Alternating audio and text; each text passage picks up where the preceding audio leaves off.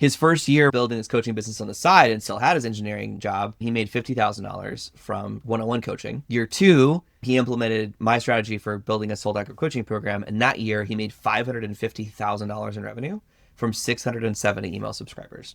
And then this last year was year three, only second full-time year in the business, where he did 1.2 million. Hey guys, we're back for another episode of The Real Coach Show, and I am joined by John Meese, who I just met, but also I kind of feel like I know you because we've got some similarities, we know the same people, and I've just been actually really personally diving into your stuff recently because it's so resonant with me, because it's like, well, you say it, you don't sell your soul.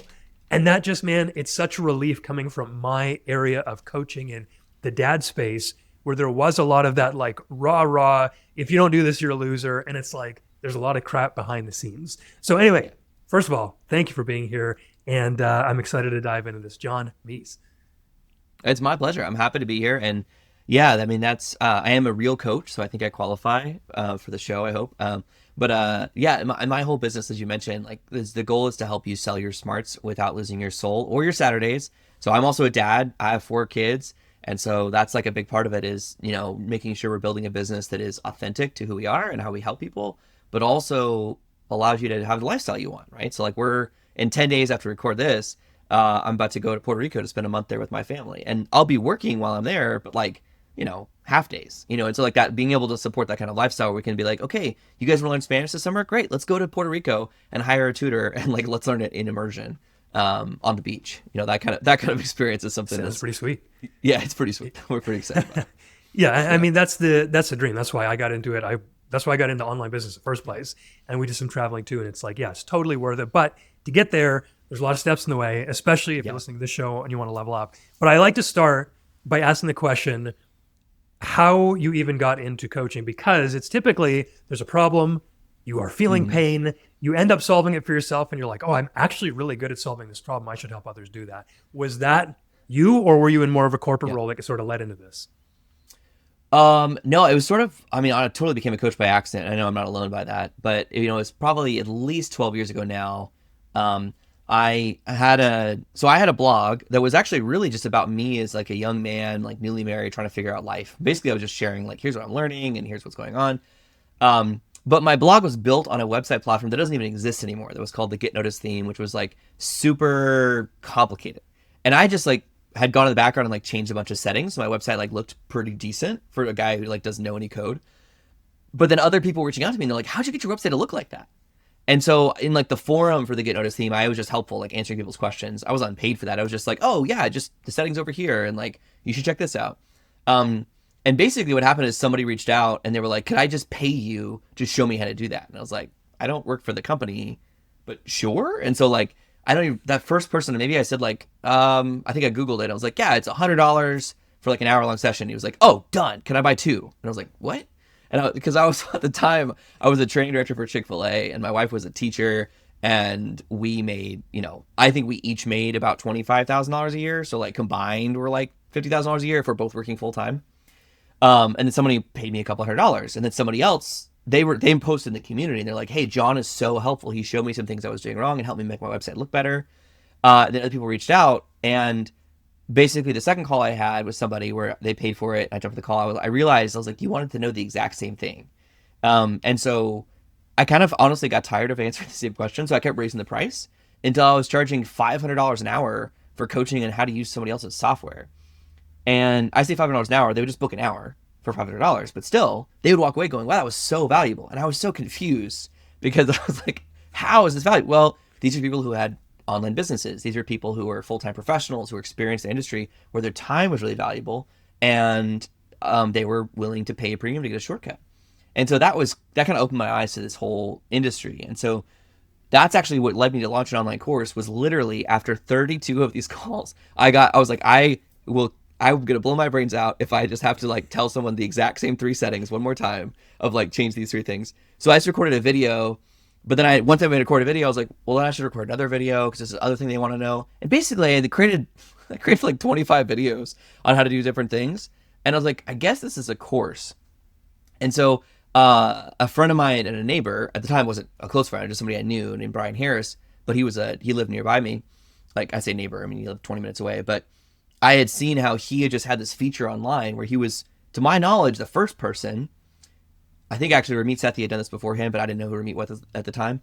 Brian Harris did this public breakdown of how he had made $600,000 from launching an online course and made that in like 2 weeks. And I was just like, what? Like it just did not compute. But I actually asked Brian Harris, I just like DM'd him on Twitter or X Twitter, and said, hey, could we just, I live locally, I want to learn about courses, like, could we get lunch? And so we just met at a Corky's and ate barbecue, and he grilled me on all kinds of questions about my marketing strategy that I did not know the answer to any of those.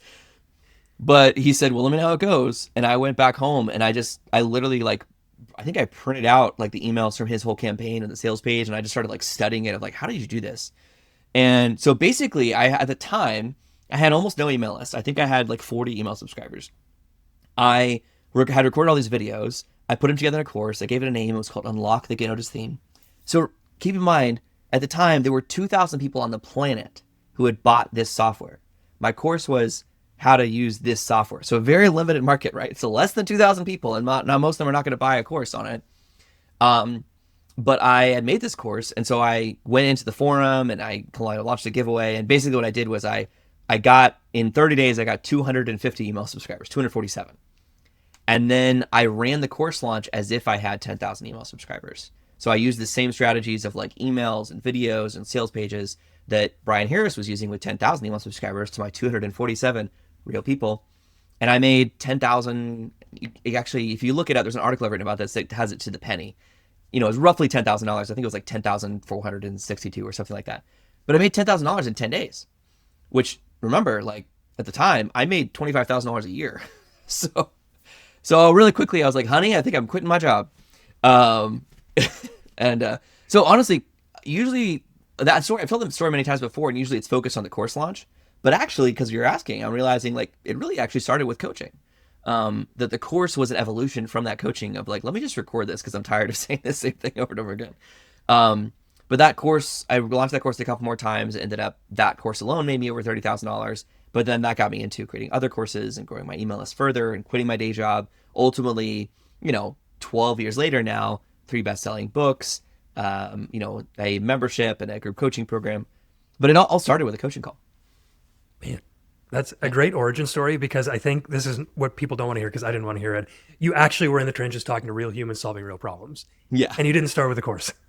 It's like, oh, right. Man. I know. Everyone wants to create a course and then go. And people reach out to me all the time. They're like, all right, so you do course launches, right? Like, how can I make passive income? Let's just put up a course and a sales page and like, it's just going to make money while I sleep.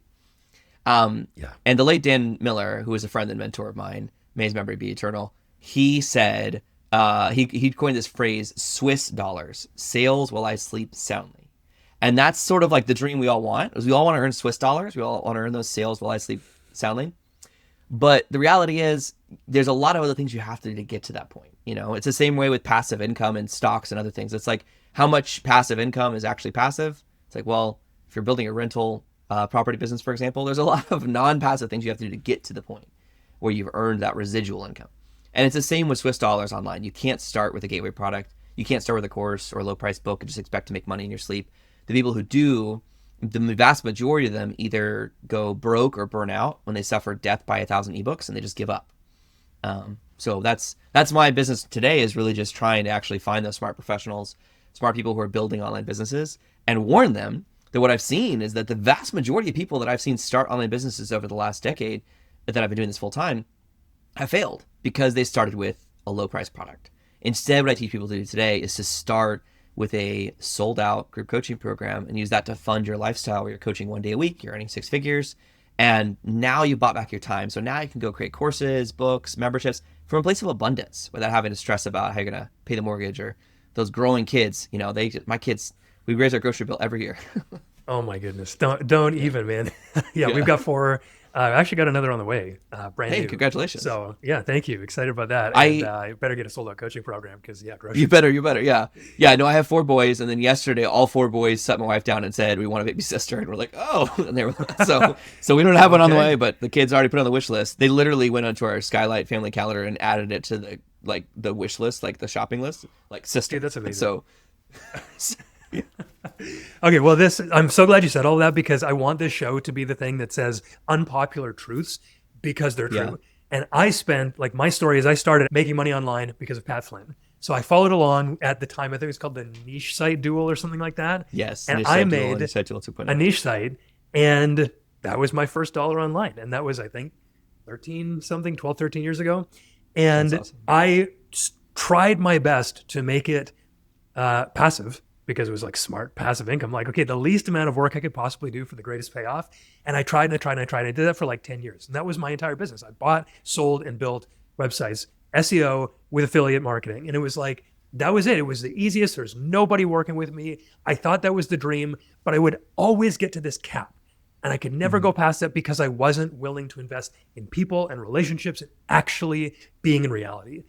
And honestly, like, I'm so grateful because we did amazing things. We traveled the world with two of our kids. We had, I've been able to survive here in the Pacific Northwest, which is like 8 million times more expensive than anywhere else because Yeah. of this business and lifestyle. But I see now as I get into this part of my career where I'm like, I want to go deeper. I want to have relationships. I want to build something bigger.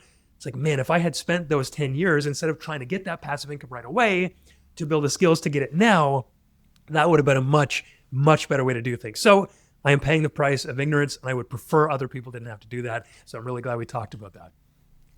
I'm glad you mentioned Pat Flynn. He also had a huge impact on Oh, me. So I took a selfie with him last week in Boise, Idaho, and I think he's said he doesn't want me to post or share the photo or video evidence of us singing karaoke together, but that happened.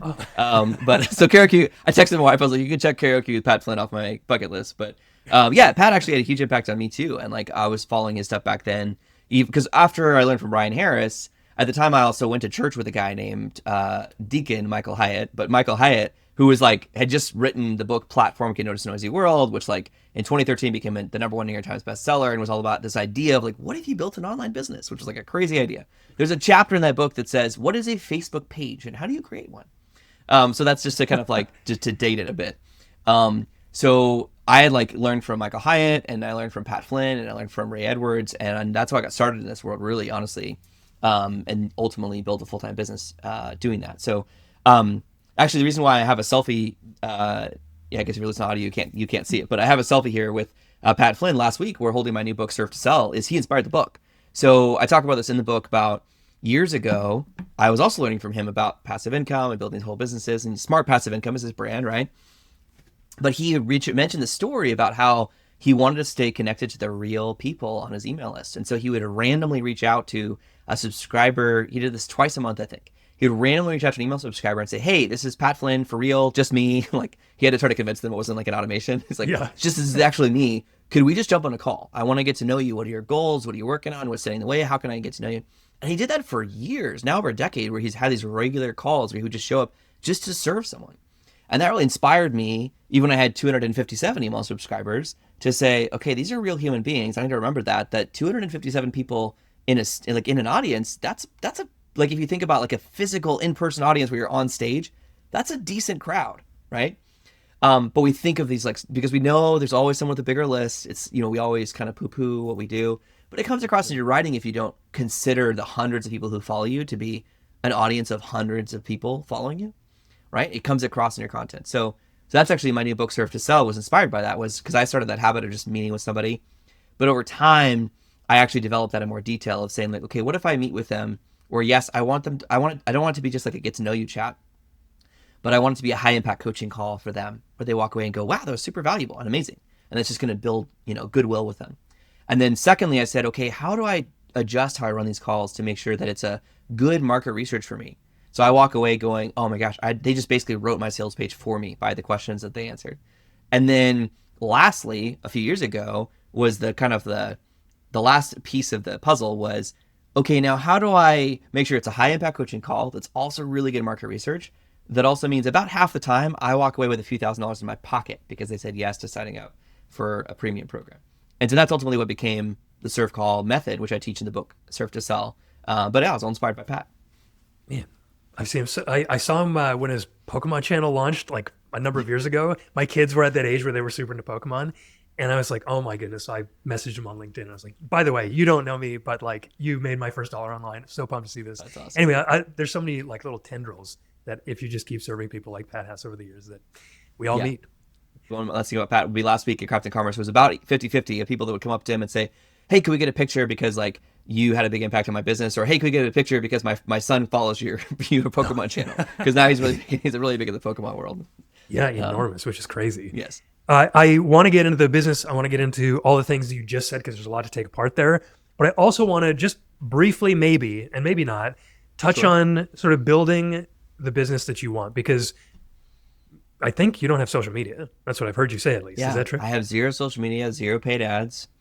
Yeah, and Okay. I mean, And last month I made $40,000. So just to kind of just throw it all out there. So I make anywhere from $30,000 to $50,000 a month generally. I have one part-time VA, and the rest of it's all mostly, I mean, profit, revenue experience. I pay a fractional CFO, a small retainer just to look at my numbers and make sure I'm not crazy, and to question me on some of my bigger purchasing decisions, like right. taking the whole team to Puerto Rico for a month. So Okay, so that's outrageous. If you're a coach in the modern yeah, age, you're on Instagram, you're on LinkedIn, you're on Facebook, like you're somewhere. yeah, Talk to me about number one, why? And I think the answer is probably obvious because it's terrible, yeah. but maybe not. And also, like, how did you decide to do something like that? Were you active on it before, Yeah. and when did you cut it off? So it's kind of hard. There's so many ways we could go down this path, but I'll just tell you, like, I don't think I have to convince anybody that social media is awful, right? It's a poor use of your time. It adds to your anxiety and stress. There's so many mental health problems that come with it. Usually it's just considered a necessary evil. They're like, yeah, but I have a business, so I got to be online. And what I found, it's actually started when I was a fractional CMO behind the scenes of online education businesses. They were doing between $2 to $20 million a year in revenue. So huge established online creator businesses. And at their level, it's the exact same thing where every single meeting I would go into, and I'm the fractional CMO. And they would say, okay, what's our TikTok strategy? We got to get on TikTok. That's the new thing. Or it was Periscope before that, or whatever's next, you know? And that would be at the executive level what everybody was talking about. And I said, well, hold on a minute. Let's look at the data. Where does our revenue actually come from? And are we spending time optimizing the things that are already working? And what I found was that generally it's like the vast majority of their revenue actually came from their email list, which was using the exact same email strategy they've been using for years with zero tweaks, right? And so they're not like actually optimizing it. It's just kind of out of sight, out of mind. A huge percentage of sales were coming from SEO, which nobody was optimizing for, of like search results and people searching for their name or the company or different articles they ranked for. Um, and then they also sometimes would have, I mean, sometimes they would literally have like a sales team that was like closing sales for like high ticket products. And like I realized if you're on the outside looking in, you can't see any of that.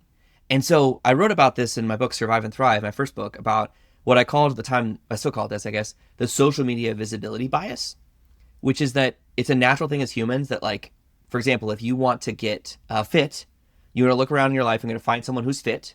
Even before social media, in real life, you would scroll, you'd walk around and find somebody who's fit and find out, what do you do, right? And you would watch them. Do they work out? What do they eat? That kind of stuff. You want to learn from them so you can emulate them. Well, the internet has made that really easy for us to kind of peek in on someone else's life and say, hey, they're successful and I want to be successful. And all you can see is that they post on social media. It's the only thing you can see. And so it causes this visibility bias, whereas humans, we naturally go, they post on social media and they're successful. Therefore, to be successful, I must post on social media. And then everybody does it. But then I started really questioning that when I looked at the data of like, I'm not sure this is actually driving the results we think it is, but it's just driving the attention. Because when you look at somebody else's business that is successful, you can't tell, do they have a sales team? Do they run paid ads? How much search traffic do they get from search engines? Or now ChatGPT is a whole new SEO thing where somebody can search for a question and you could be a suggested resource from ChatGPT. It's like, how many times does that happen? You can't see that from the outside. You can't see how big your email list is, how often they email their list, and any of those things. But that's actually what drives the vast majority of business. So at first I started just kind of being more strategic of saying, okay, if you're going to be on social media, let's just at least have a strategy for measuring how it's growing the business. But over and over again, I was disappointed by the results. And so then one day I said, this is after I read Digital Minimalism by Cal Newport, is I said, what if I just went on a detox? Let me just, reset the passwords on all my social media accounts, freeze myself out of them, not save the new password, and just see if I could take a 30-day break. And I took a 30-day break, and the business did fine. So I took a 90-day break. The business did fine. So I took a 6-month break, and the business was growing.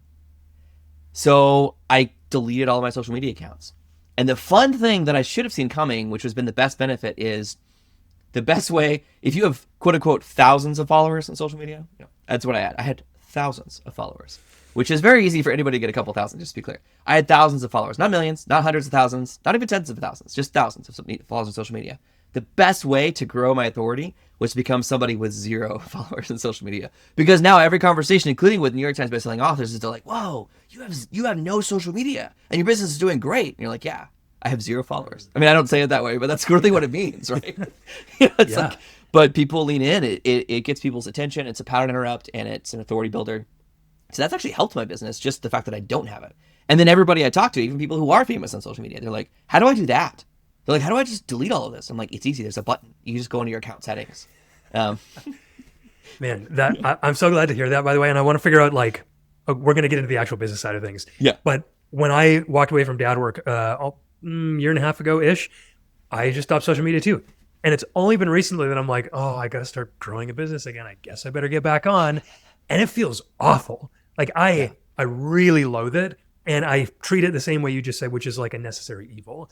And so I think this is going to be very fruitful just for me. Like I kind of read some of your stuff on the back end. I kind of know your strategy, but I really want to understand more about that. But I would just like park with me for just a sec to give some people some hope here.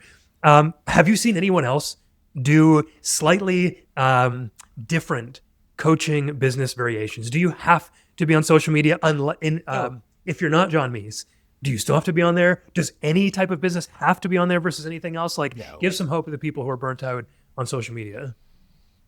I mean, I would say I would put this in the same category as there are some. I don't believe this, but there are some consultants that will tell you, if you don't run paid ads, you're not a real business. I've heard that. I've heard that come out of the. I've heard people say that who are professional business consultants, best-selling authors. If you don't run paid ads, you're not a real business. And I have a problem with that. The same thing with the idea is that if you don't have social media, you're not a real business. It's like, it's the same idea. It's really just saying like, no, I mean, a famous theologian once said, only the Sith deal in absolutes. And so, um, and so I think that's really what it comes down to is like, you have to decide like your business is designed to fuel your life. If it doesn't fuel your life, you're going to burn out. You're not going to be able to make an impact. And does social media fuel your life? And usually the answer is no. And it's a question of, okay, do you need it? There are also smart ways to kind of rethink social media where you don't have to go cold turkey like me. You can just like be more strategic about how do I batch it? How do I delegate it? How do I understand that it is a distraction? And I don't need to spend as much time there as I do need to spend on my sales strategy or my email marketing strategy or my product portfolio, which are way more important. But yeah, I mean, I think just I've seen so many examples. I mean, everybody comes into my coaching program, for example, because I work with, so I run a program called Sold Out Coach Club where I focus on helping online business owners create their own sold out group coaching program to buy back their time, without relying on social media or paid ads.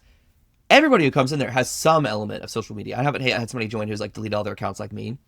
But then real quick, they're like, okay, how do I use my social media to sell? I'm like, great, okay. And I walk into the strategy and they realize, wait a minute, we didn't use social media at all. And we just have a sold out program where now I'm making, multiple 6 figures. And I'm like, yeah, we never touched your social media account. Maybe you didn't need it. And so then I let them decide what they want to do with that information. And I also teach people, I'm like, look, okay, here's some examples of people who've gone through my program who are using the strategies I teach on social media. So if that is an asset, like leverage it. But I don't want you to be chained to it. So some of my clients, like, I saw you in Dustin Riekman's training. So he's a client of mine who has built he's a great example of this where he has one, executive assistant. She's full-time now, 30 hours a week now, one VA like I do. That's basically his whole team. He has, one alumni who he pays a small retainer to help host some of the coaching calls. And he potentially hires contractors for very specific projects like building a website and stuff like that. But that's it. He did $1.2 million in revenue last year from 1,500 email subscribers, using the sold out coach model that I teach. And he does use LinkedIn. So in his case, like he does use LinkedIn and he credits LinkedIn with some of his sales success, but he's just basically duplicating the strategy that's using on email to LinkedIn, and posting a lot of the same content and then having some DMs. But ultimately the sales aren't actually happening on LinkedIn. LinkedIn is just a way to bring people into his world. And then the sales are happening on the email list or on a live call, on a surf call. So yeah, I mean, that's just like, he's maybe an outlier. Like I don't want to promise anybody you can just come in and build $1 million business overnight. But in year one that he did this, because he just followed a playbook. His background is a traffic engineer, and so he followed it like an engineer. So and I say traffic, I don't mean website traffic, by the way. I mean stoplights, those kind of things. His first year while he was building his coaching business on the side and still had his engineering job, then he made $50,000 from one-on-one coaching. Year two, he implemented my strategy for building a sold out group coaching program. And that year he made $550,000 in revenue from 670 email subscribers. And that was his first full year in business, where that year he did quit his job and just did that full time. And then this last year was year three. Year three, where it was only second full time year in the business, where he did 1.2 million. So that's what's possible if you just like focus on doing this in such a way that he's not social media famous. You can look him up. He's got a few thousand followers here and there, but that's not necessary. Okay, man, I love that. Thank you for giving that. And I hope that people get a lot of hope. And I want to dive now into how do you do that, John? It sounds so amazing. Let's get into it. So what I like to do here is just lay out the business in as much or as little detail as you want, but just even like a high level approach is super helpful here, because we're obviously looking at leads, then we're looking at sales, then we're looking at deliverables, and there's flywheels to talk about. I know that's sort of the world that you're sort of referencing with Dustin and Nathan. And we'll probably talk about Nathan very soon because you were just on his podcast. I think you got some stats to show probably one method of getting leads. So if that's enough for you to sort of take the ball and run, would you just give us the breakdown and stop anyway if you want? But, lead sales, what does your actual business look like with no social media? Yeah, happy to. The most important decision you'll make is who your target client is, but we don't need to spend a lot of time on that because there's 100,000 interviews or resources on the internet about how to pick a target client or a niche. But I will say, like, that is the most important decision you have to make, is who's your target client. What I try to focus on next is what's the target client bullseye. So that's typically like who's that inner 10% of your whole target client where you can have the most dramatic impact in their life right now. Either you're helping them become healthier, wealthier, or happier. Something trigger is happening in their life just for 10% of your target client that causes them to really need your help, and where you can have the greatest impact. So that's one thing we focus on first. After that, I think the next most important decision you make is product portfolio. And a lot of people skip this. They go like, oh yeah, I'm going to go build an audience, then one day I'm going to have products. And that's a mistake. I mean, you wouldn't, like, I mean, Kurt, like if you had a friend that announced, he's like, hey, like I'm building a coffee, I'm opening a new coffee shop, like come to the grand opening. And you show up and you walk around and you're like, where's the coffee, dude? And he's like, oh yeah, we're waiting till there's enough people here and then we're going to actually make coffee. That would be ludicrous. But people do that online all the time. They're like, I'm just going to build an audience and one day I'm going to have a product. And you're like, no, you're a business owner. You're an entrepreneur. You need to approach it like that. So I do think product portfolio is the next most important decision. So I practice what I preach. I used to say like, eat your own dog food, but somebody gave me another version of that. They said, no, don't eat dog food. Drink your own champagne. So I drink my own champagne. How about that? And so I'll teach you, the strategy that I teach is also what I practice, which is that you should really start by building at the core of your business a flagship product, typically a sold out group coaching program. That is where you generate, that's how you fund your lifestyle. So you're designing a product that funds your lifestyle, where you're able to spend less than 1 day a week on that one product. And that allows you to buy back your time to do other things. Ideally, this is something like, if you're building a sold out group coaching program, you're starting day one by saying, I'm looking for 5 clients willing to pay me $2,000 each. And obviously for the sake of our conversation, I'm simplifying the sales process. But let's just say that's your goal. That's day one. And then over time, you raise the number of people and the price. That's something that requires 5 clients to be successful. If you start, but like most people do, by selling a $50 course or a $10 ebook, you need hundreds or thousands of customers to be successful. And I've always thought it was crazy to say, why would you start your business with the product that requires the most amount of customers to be successful when you have the least amount of customers you'll ever have? Because day one, you have the least amount of customers you'll ever have. And so what I recommend is we start with that flagship product, something that's thousands of dollars per person. Anywhere, I have clients who charge anywhere from $2,000, $5,000, $7,000, $10,000, $12,000, all the way up to $30,000 per person for those programs. And all of a sudden, you only need 5 or 10 people at a time to fund your lifestyle. And so that's where we start. And then secondly, once we get that to the point, because you also don't come with every product at once. Once you get to that point where that's funding your lifestyle, then the next thing we're going to add is a gateway product. And a gateway product is a book or a course or some other low-price product that's designed not to create cash, but to create customers. Because when someone buys something from you, they're 5 times more likely to buy something else. So I'll tell you a poorly kept secret of authors, for example, which is that books don't make money, right? And so I sell books. I'm an author. Books don't make money. If you buy my first book, Survive and Thrive, that one has a pretty generous deal with a publisher. The other 2 I've self-published.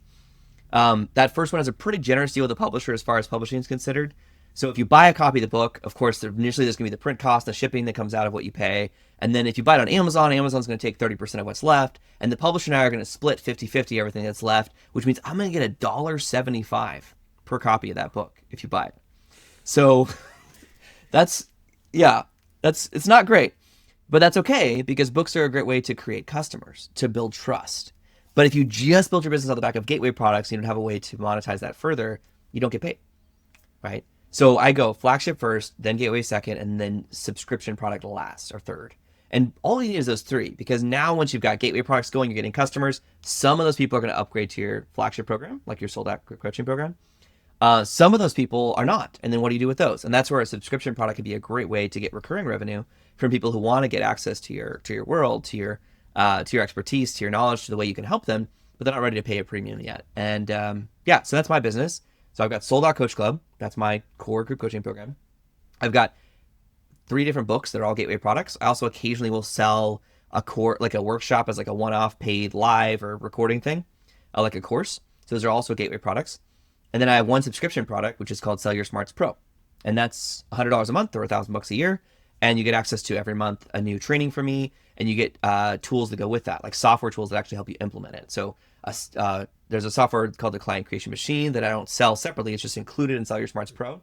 And that's basically a pipeline to help you close high ticket sales and help you manage those contacts. And then I also now have 2 different AI bots that are included. Smart Buddy, which is an AI coach that's like a duplicate of me and all of my training over the last 10 years. And then as of this week, we just rolled out SendMate, which is now trained to write sales and marketing emails for you. So like that's all. That's my business in a nutshell. It's just like, let's start with product portfolio. Happy to talk about attract, nurture, sell, which is the other angle, which is like, how do you actually get people into your world? But you have to start with product portfolio, or it doesn't matter why you get people into your world. So yeah, what questions do you have about that so far? Man, no, that's so good. I'm thinking back to all of my coaching, like I was 3 years-ish as a coach, and I was like, self, if only. But obviously, that's God's will for it all. Today's day one. I'm going to be fine. No, that's super clear. I'm thinking about this. I'm like, yep, makes perfect sense. And as someone with at least some experience doing it the wrong way and a little bit doing some of the right things, like I 100% would just throw my weight behind that. I don't even want to muddy those waters. I think the thing that I'm most interested in, and maybe also the people who are listening, and just, if you're listening, just trust us, do exactly what John just said. And then it's like, for me though, I'm like, okay, but where are these people coming from? Quick pause, guys. I started my podcast a few years ago when I was first getting into high-ticket coaching. I started it out of FOMO, honestly, because someone else in my space said they were going to start one. And my brain was like, well, if I don't start one before him, nobody's going to listen to mine. So I did. Anyway, it was accidentally the best thing I ever did for that coaching business. It turned strangers into believers and believers into clients. If you're a coach and you've thought about launching a podcast or just want to learn if it's worth it, let's talk. I offer one free coaching call to any coach who needs it to walk you through your ideas and show you what's possible. Just head to proclaimpodcasting.com/coach. I'd love to hear your story. Now back to the episode. Because I think like I envision, this is personally, so if you're listening and you're not like this, please forgive me, but I'm sure that John's already provided so much information. But for the sake of this question, I'm like, if I could just write an email and have some clients and just like never go on social media and never do anything else, like that would be so sweet. Like I used to want to be a blogger because of that, like reading Smart Passive Income and reading like all the finance ones. And like, there's all these blogs back in the day. I'm like, shoot, I wonder if I could still just be a blogger. So anyway, that's like where my ideal is, just because of the place I'm in with my life. How are you actually then finding clients if you're not on social media, you're not running paid ads? Yeah, good question. Happy to answer that. So really what we're talking about is how to attract new leads, because I think a lot of people do confuse, I will throw out terms like sales and marketing or digital marketing that are not really helpful terms. And so one of the first things I do when we talk about growing your business is I do say we need to break it down into 3 phases. There's 3 different systems you need: attract, nurture, sell. So what we're talking about is attract, right? How do you get new people into your world? You do also have to have a system to nurture those people, because buy now only works for 5% of new leads that come into your business at a given time. What do you do with the other 95%, right? Because many of those will buy later. And so that's where nurture is really powerful. And then sell, of course, is how you actually monetize that product portfolio. But let's talk about attract. So there's a lot of different ways to do this. I will say what I found that works really well with my strengths and that I enjoy is to really lean heavily into relationships and just say, you know what, I recognize that relationships lead to results. Now that's a pretty broad category, so I'll get more specific here. A lot of that comes down. The number one way that I grow my audience right now is virtual stages. So I'll tell you a secret. One of my best growth techniques is I get booked as a guest on other people's podcasts, and then I come What? in. Yeah, I know. Yeah, yeah. Um, no, but seriously, that is honestly my number one growth strategy. Is I come in as a guest in somebody else's podcast, and I used to have my own podcast. I was probably doing it wrong. I wasn't doing it the way you teach for coaches. But what I found is that I was basically just talking to the same people over and over again and not getting anywhere. And so I killed that podcast and I realized, wait a minute, my podcast is everybody else's podcast. And so now what I do is I just tour other people's podcasts as a guest. So I'm on a couple interviews a month, a minimum.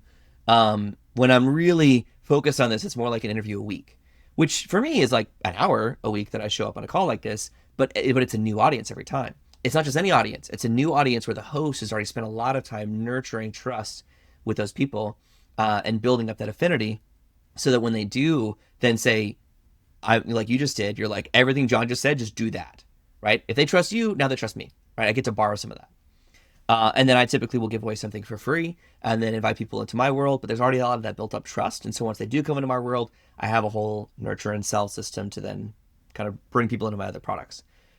So virtual stages is a big one. I consider podcasting my primary thing for virtual stages, but there's other opportunities where I go to other people's coaching communities and teach trainings, usually for free. Um, Hopefully they're not listening, but some people will. Sometimes they do this for free, and sometimes people pay me for this. So there's people be like, they'll pay me to come in as a speaker to their like mastermind or their group coaching program or their membership and teach a workshop. I'm like, I would have done it for free, but thank you. And and then that is also a great way where I get a lot of clients out of that. Well, subscribers many of them become clients. And then another one that's in the relationships category, but it's a little different. Is another way I grow my audience is through recommendations. So I'm on Kit, formerly ConvertKit. That's how I build my email list. And they have a creator network where other Kit users can recommend each other. And so I've got, at this point, several hundred people on Kit who all recommend me. They recommend my newsletters, what they're doing. They're saying, hey, you should sign up for, click here. Basically, when you subscribe to their list, you get a little pop up that says, hey, we also think you'd like Sell Your Smarts from John Meese. Click here to sign up for that too. And so I've had, at this point, thousands of email subscribers come in through that alone. And then again, that one's a little different because you don't have as much borrowed trust because there was not like a live interview where they spend time getting to know you. So you have to really have a really strong nurture system to really profit from that. But I do. And so that's, I don't know, my nurture system is actually a forever newsletter. So it's an automation that basically you get an email from me once a day for a week and then once a week for a year that are all specifically just value add guides and tutorials in a newsletter format, that you don't even know I wrote it, a year or two ago. It just arrives as like today's newsletter, but it's all designed to nurture towards the point where you say, I'm ready now. And so that's my nurture system. So yeah, so comes back to relationships. A lot of that's creator network. A lot of that is virtual stages. And I'm happy to break down the stats to pick an example because I was on Nathan Barry's show recently. I've got those stats fresh. Would it be helpful if I just kind of like broke it down and gave real numbers to it? Yes, I think so. And just 2 seconds Yeah, before you do that, I'm really of curious course. about when you made this shift into really focusing on relationships versus social versus some other way to get in front of people. Because for me, at least, I'm like, oh, that sounds ideal and pretty terrifying because the numbers are way smaller, but the impact could Yeah. be way higher. So to take that jump seems for me to be one filled with faith. Can you talk about that decision? Yeah, I think when I started this, I probably still had social media and I was just tracking the stats. So when I go on a show, I share a custom link. So like for yours, it's going to be servetosellbook.com/Kurt. And that has tracking in it. So when subscribers come in through that, I can see where they came from. And I was doing the same thing in social media where I would track where subscribers came from. And so originally I was doing both where I would go on a show and a lot of the shows that I got booked as a guest were smaller shows, but they had super fans. And you don't need a huge show for someone to come through and they love your episode. They listen to you for an hour, right? Sometimes they listen to you for an hour in their ear, like that's very personal, right? And so by the time they're reaching out to me, they're already kind of pre-sold. It helps in my case that I have books too. So sometimes people will like listen to me in a podcast and then they'll search my name in their podcast app, find out I've been on like 50 other podcasts, go listen to some of those, go buy a couple of my books, read those. And so by the time I'm meeting with somebody, it's very common that they've binged like 20 episodes of podcasts that I've been on and read 2 of my books. And then we're meeting for the first time. And so that's actually kind of effortless for me to enroll that person in my program because they're so pre-sold. But I didn't start there, right? I didn't have, actually when I started this process, I didn't have any books.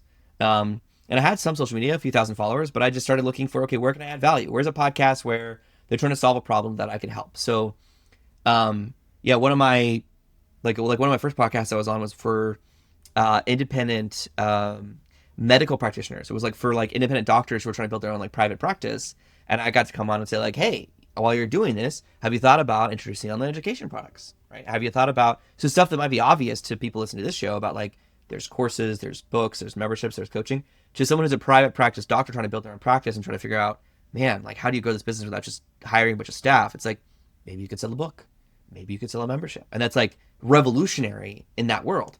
Right. And so just looking for opportunities like that where you can show up and add value. And that's how I got started. And then over time, looking at the stats, I realized all the clients were coming from stages and not social media, and I could let that go. Makes sense. Okay, beautiful. Thank you for going into that. And I would love to hear some of those stats. This is from Nathan Barry interview? Yeah, so the Nathan Barry show, it's actually a great example of like the show's got less than 100 reviews on like Apple Podcasts, which so Dustin Rickman, who I mentioned earlier, he's got a really advanced way to pitch podcasts as a guest and to build your business out the back of it. And that's his group coaching program, actually, that he developed through Sold Out Coach Club. And so I've gotten kind of a front row seat to see that whole process. And so I've implemented a lot of that in my own business, and I've been in his program myself. And I mentioned that just to say, he would even tell you, typically, if you evaluate Nathan Barry podcast from the outside, you're like, it's a small show. Maybe it's a medium show, right? Less than 100 views publicly. If you look at a video on YouTube, there's maybe a couple thousand views on most of those videos, not a ton.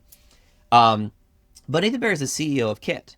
He started an email marketing company, and so he's intentionally built a show so that it's really talking to professional creators who are really building an online business who've been doing this for years, and he's having really high level advanced conversations.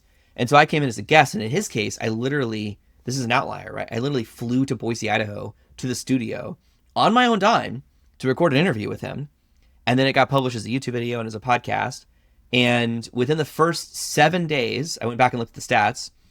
I don't know how many downloads it had on the podcast or the app, but on YouTube, it had 2,100 views in the first 7 days.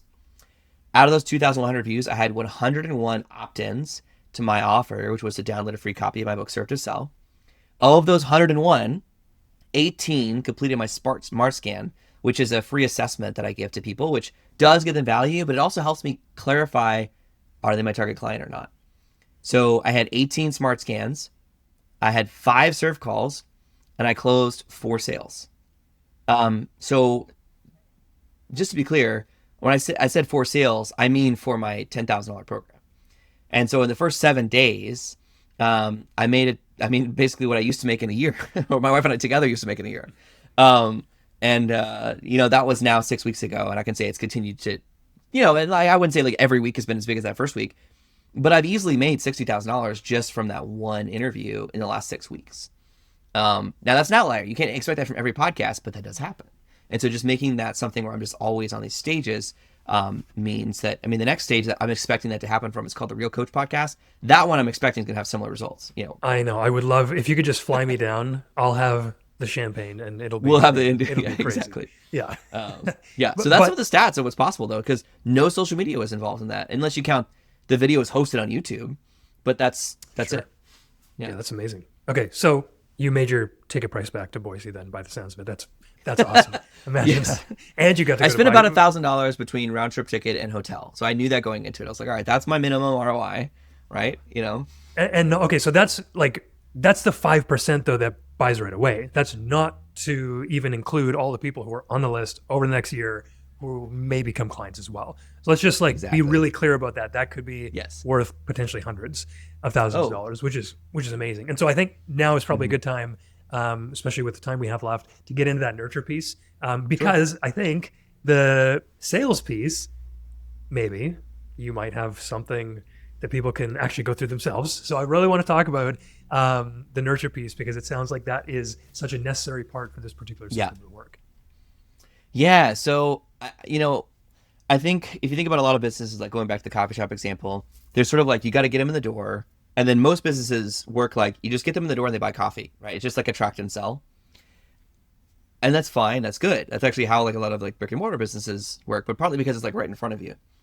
But what I like to think about is those people that like walked by the door Like you think about it, if you just like watch the door of a coffee shop, there's so many people who just walk by the door that never walk inside, or maybe they do walk inside and there's a long line, they come back, whatever, just there's so much missed opportunity there.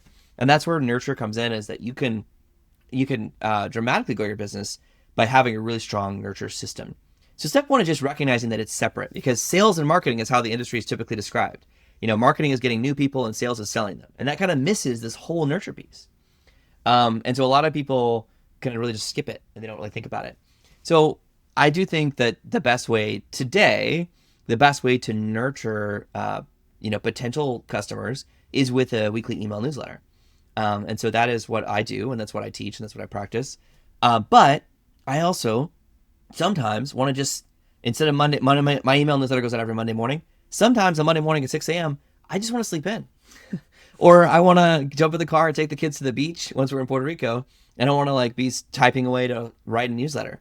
So what I do is I create a forever newsletter. And by that, I mean, it's an email automation. So every time I write a new newsletter issue, I'm putting it at the end of an automation that's sequential. And so when you subscribe, so like if you go to sellyoursmarts.co, or for example, my website, and you were to subscribe, what you're actually signing up for is a free crash course, which is basically guiding you through a lot of stuff we talked about today, of like, how do you build an online education business?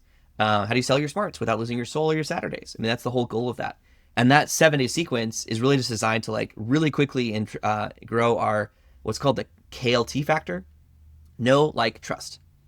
So really quickly, we want to grow the KLT factor with each subscriber. Do they know us? Do they like us? Do they trust us? And so that's really the goal of this for 7 days. It's not pitch. Because that's what a lot of people do, is that if they have a welcome sequence, it's like, hey, I'm John, also buy my thing. Mm-hmm. It's like, no, let's save that. Let's just focus on building relationships to the point where they're like, how do I buy your thing? Right? And let's lean on the side of more nurture, more adding value, more deposits in that relationship. And so what I have it set up now is at the end of the crash course, you start going into my forever newsletter automation. So then every week, right now it's a year long, but I'm always adding to it. But I'm not adding to it every week, because now that it's a year long, it's like, that's plenty. And so now if I miss a couple weeks of writing my newsletter, that's okay. New subscribers are still getting that newsletter, even 6, 9 months, 10 months from when they subscribed. And what I do there is that I don't put offers in the newsletter itself. It's always like a lesson, something. Typically, it's actually whatever I'm writing for the next book. But again, you don't see that when you get the newsletter. It doesn't say, this is an extra to my next book. It just teaches you a lesson, and you think, wow, that was really well written. That was edited. That was well thought through. That was useful. Well, yeah, because I was actually part of my next book. And so that was like, I was writing a book and just giving you a piece of it, right, as standalone value. But then what I'll do is just in the PS, I'll have a next step. And I have it set up so the PS is dynamic. So, for example, if you join my email list, well, you're already on my list, so I don't need to tell you to do that. But the next thing I want you to do is I want you to take the SmartScan assessment. So if you haven't taken the SmartScan, I'm now pausing because I said SmartScan assessment. I'm trying not to do that because scan kind of means assessment. And my kids have been on me about, typing my PIN number into the ATM machine to get a chai tea latte, if you know what I mean. Because PIN number, the N stands for number, ATM machine, the M stands for machine, and chai means tea. So you keep saying chai tea is saying TT. So in other words, it's not a SmartScan assessment. It's just a SmartScan. So just in case my kids listen to this. But the next thing I want you to take the SmartScan. So that's the PS. It says like, hey, PS, would you click here to take the SmartScan, your complimentary SmartScan, so I can learn a bit more about your business to see if or how I can help. And once you take that, less than 10% of people who take that end up giving me the answers that tell me they're my bullseye target client. And then they get invited to meet with me one-on-one for a call. Everybody else, by the way, no one ever gets a message at the end that says you don't qualify. Everybody qualifies for something. It's just you don't know all the options in the back end. Right? So you're going to qualify for something for free, like a free book or a free month of membership in Sell Your Smarts Pro or things like that. So that's the first PS, is the SmartScan. But then after you've done that, then the PS changes based on whatever the current offer is or whatever you've done. So I'm changing that PS in one snippet, and that's changing it in every email in the whole automation. So that's my nurture sequence. That's what I found to be the most effective. Having your own podcast, by the way, is a great nurture tool. I think a lot of people miss that. They think, oh man, podcasts are really hard to grow. It's like, yeah, but they're a great nurture tool. Yes. And so if you recognize that, not the point. Don't look at downloads. Just invite your ideal clients on. Yes. Or become the authority and nurture them. Absolutely. Exactly. So if you want to attract new people, go on someone else's podcast. If you want a nurture system, have your own podcast. And then the sales system, yes, I do have a resource for that. Do you want me to go ahead and mention that now, or I think we should. yeah. So I wrote a book on this, and a lot of people write books about ideas. Like they think you should go try this thing. That's not what I did. I taught this for 3 years, and I waited until I had clients. I had many clients, over a dozen clients who'd built six-figure businesses, and by that I mean like multiple six-figure, like $20,000 or $30,000 a month, just with this one sales strategy. And then I waited till I had clients who'd earned over $1 million a year from the sales strategy to say, okay, I think we should put it in a book. So then I sat down, and the book itself I wrote in 5 days because this was something I had taught now for years. It wasn't like a new idea. That book is available for sale. It's called Serve to Sell. Exactly how to sell premium programs with one free coaching call. But you don't have to buy it because you follow Kurt, and Kurt is a friend of mine. That means you get a free copy of the book. So you just got to go to servetosellbook.com/Kurt and get your free copy of the book, and then use it to make money. Please. Sweet. Thanks, John. And I've read it too, by the way. You should get it. It's very refreshing. Like, honestly, man, that's what I'm coming into this conversation with. It just is so refreshing that, number one, it's like, don't sell your soul. It's like, oh, okay, thank you. That's a good reminder. But also, it's just like, just be chill. Just be kind to people. Just serve people. And, if you're service enough to them, if you create enough value to them, maybe they'll pay you big bucks to make a bigger impact in their life. So anyway, I'm super inspired by the system, by the way that you do things. And it's been such a pleasure to have you here. Thank you so much. Is there any last thoughts, last resources, last whatever, if you're like, oh no, they'd really need to know that before we sign out? That's a good question. I think, well, you just said a lot of it, right? It's a lot of this comes back to like, hey, if you want to be like a genuinely good, kind person and help people, like, please reach out, download the book, reach out, let's connect, let's help. If you're in this to make a quick buck and you're not really thinking too hard about your customers, go elsewhere. There's plenty of other people for you. But you probably didn't listen to this part of the podcast. Here's my final thought. Here's what I want to share. The reason why I started my business. I didn't know why I started it. You actually heard the real reason why I started it, which is somebody said, can you help me? But once I got to know the digital marketing space, and I got to know how many sleazy entrepreneurs teach digital marketing, and then I had a crisis of faith and I wanted to burn my whole business down to the ground. The reason why I didn't was because I got clear on my why, which is that right now today, if you're listening to this might be you.